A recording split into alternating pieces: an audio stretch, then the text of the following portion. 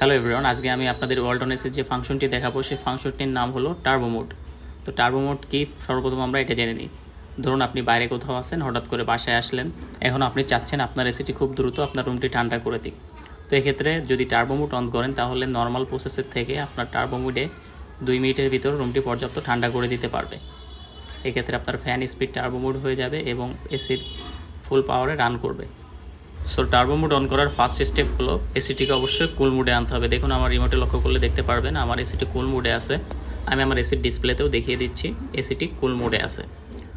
তো আপনাদের ডিসপ্লেতে নাও শো করতে পারে, কারণ আমার এসিটি ডিজিটাল ডিসপ্লে, জন্য আমি ডিসপ্লেতে আপনাদের দেখিয়ে দিলাম। না হলে রিমোটে লক্ষ্য করবেন, রিমোটে কুল মোডে আনবেন। মোড বাটনে ক্লিক করে সিম্পলি আপনারা মোড চেঞ্জ করে কুল মোডে আনবেন এসিটিকে। ফার্স্টে কুল মোডে থাকা অবস্থায় আপনারা যে টার্বো বাটন আছে টার্বো বাটনে একটি ক্লিক করবেন।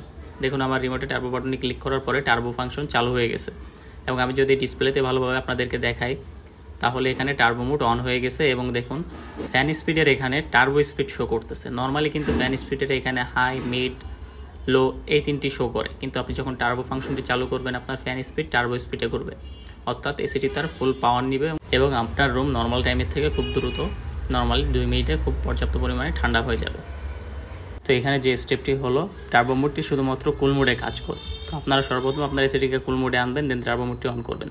তবে আমার পরামর্শ থাকবে খুব প্রয়োজন না হলে টার্বো মোডটি অন না করা, কারণ টার্বো মোডে এসিটি খুব বেশি ইলেকট্রিসিটি কনজাম্পশন করে।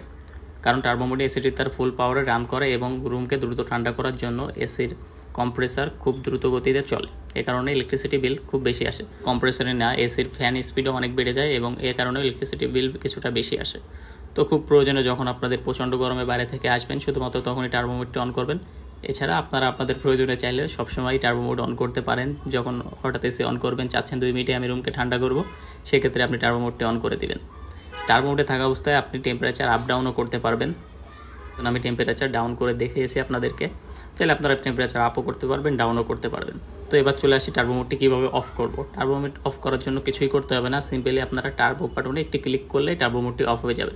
এখন আমি টার্বো বাটনে ক্লিক করে আমার এসিটির টার্বো মোড অফ হয়ে গেছে, এখন কুল মোডে আছে। বাট ফ্যান স্পিডে যদি লক্ষ্য করেন তাহলে এখানে মিড স্পিড আছে। আমি আগেই বলেছি নর্মাল টাইমে ফ্যান স্পিড মিড, হাই, লোতে থাকবে, বাট টার্বো মোড অন করলে ফ্যান স্পিড টার্বো স্পিডে চলবে। তো এটাই ছিল মূলত টার্বো মোড অন করা এবং অফ করার একটি প্রসেস।